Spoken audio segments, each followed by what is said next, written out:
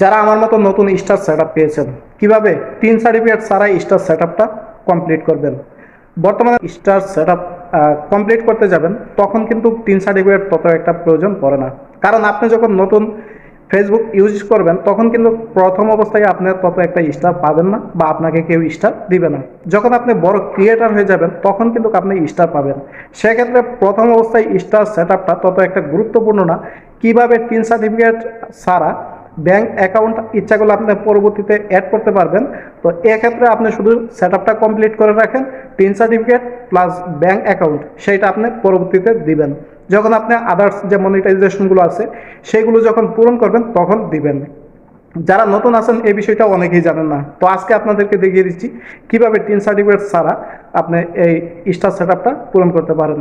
পরবর্তীতে এই টিন সার্টিফিকেটটা তৈরি করে দিয়ে দিবেন, কারণ এখন দরকার নাই, কারণ আপনি জানেন যে টিন সার্টিফিকেট তৈরি করার জন্য জিরো ট্যাক্স রিটার্ন দিতে হয়।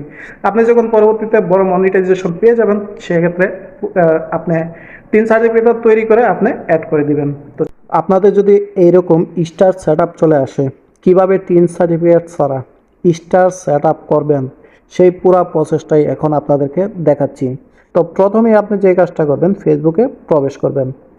করার পরে এইখান থেকে আপনার যে প্রোফাইলটা দেখতে পাচ্ছেন, এরকমভাবে যে আপনার প্রোফাইলটা আছে সেইটার মধ্যে চলে আসবেন।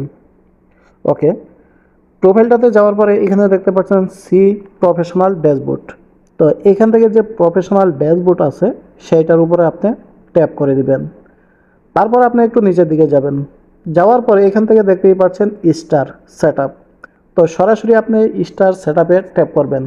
আপনার যদি অন্য কোনো সিস্টেমে আসে তাহলে আপনি সেক্ষেত্রে ওই রকমভাবে চলে আসবেন। তারপরে এখানে দেখতেই পাচ্ছেন স্টার সেটআপ লেখা আছে। তো আপনার যদি নতুন হয়ে থাকেন তাহলে এখানে ট্যাপ করবেন। করার পরে এখানে আপনি নাম দেখতে পাচ্ছেন, জন্ম তারিখ দেখতে পাচ্ছেন এবং কোন দেশ কান্ট্রি সিলেক্ট করা আছে সবগুলো এখানে দেখতে পাচ্ছেন। তো এইটা চলে আসে মূলত আপনার যে ফেসবুকের মেন অ্যাকাউন্টটা সেইটার উপর ভিত্তি করে আপনার পেজের নামটা চলে আসে। যদি এখানে কারেক্ট না হয়ে থাকে, ইনকারেক্ট হয়ে থাকে, তাহলে আপনি এখান থেকে কারেক্ট করে নিতে হবে। তো আমি আপনাদেরকে দেখিয়ে দিচ্ছি, এখানে লেখা আছে এডিট ইনফরমেশন। আমি আপনাদেরকে মার্ক করে দেখিয়ে দিচ্ছি। এখানে আপনারা দেখতে পাচ্ছেন এডিট ইনফরমেশন, এইটার উপরে ট্যাপ করবেন। করার পরে আপনার যে নামগুলো আছে সঠিক সেইগুলো এখান থেকে দিবেন। তো আমি দেখুন এখানে ট্যাপ করলাম, করার পরে প্রথমেই আছে ফার্স্ট নেম, তারপরে আছে শেওর নেম। তো এখানে আপনার যদি নামের অংশ দুইটা তিনটা হয়ে থাকে তাহলে প্রথমেই নামের প্রথম ফার্স্ট অর্ধেকটা প্রথমে আপনি ব্যবহার করবেন, তারপরে শেওর নেম যেখানে আছে এখানে লাস্টের অংশটা ব্যবহার করবেন। তো আমি এখানে নামটা ব্যবহার করছি, আপনারা দেখতেই পাচ্ছেন। তারপর এখান থেকে যে ডেট অফ বার্থ, সেইটা আপনার যে সঠিক ডেট অফ বার্থ।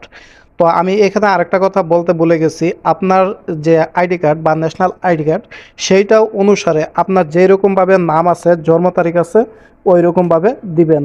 তা না হলে কিন্তু পরবর্তীতে আপনি যখন ব্যাংক স্টেটমেন্ট অ্যাড করবেন অথবা আপনি যখন টিন সার্টিফিকেট তৈরি করবেন পরবর্তীতে, তখন কিন্তু এখানে একটা ঝামেলা তৈরি হতে পারে। তো এখানে আমি সবগুলো ব্যবহার করলাম।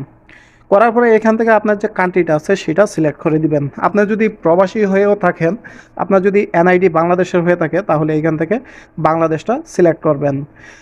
তো আমি এখান থেকে দেখে কান্ট্রিটা সিলেক্ট করছি। করার পরে এখানে আপডেট ইনফো যে অপশনটা দেখতে পাচ্ছেন, আমি আপনাদেরকে দেখিয়ে দিচ্ছি। এখানে যে সবুজ কালার আপডেট ইনফো, এই অপশনটাতে আপনি ট্যাপ করবেন। এই অপশনটাতে আপনি যখন ট্যাপ করবেন তখন কিন্তু আপনার যে নামগুলো আগে যেরকমভাবে আসছিল সেইগুলো কিন্তু আপডেট হয়ে বর্তমানে যেটা দিচ্ছেন সেইগুলো কিন্তু এখানে চলে আসছে। আমি আপনাদেরকে মার্ক করে দেখিয়ে দিচ্ছি, আগে যেরকম ছিল এখন কিন্তু এইরকম নাই। এখন যেটা দিচ্ছি সেটাই কিন্তু এখানে দেখাচ্ছে। ওকে, তারপরে এখান থেকে আপনি যে কাজটা করবেন, এখানে দেখতেই পাচ্ছেন অ্যাকসেপ্ট টার্ম যে অপশনটা দেখতে পাচ্ছেন, সেই অপশনটার মধ্যে আপনি ট্যাপ করে দিবেন। তারপর আপনি কিছুক্ষণ ওয়েট করবেন। ওয়েট করার পরে কিন্তু এখানে দেখতে পারবেন আপনার যে সেটআপটা সেটা কিন্তু চলে আসবে। কয়েক সেকেন্ড অপেক্ষা করার পরই সেটআপটা এখানে দেখতে পারবেন।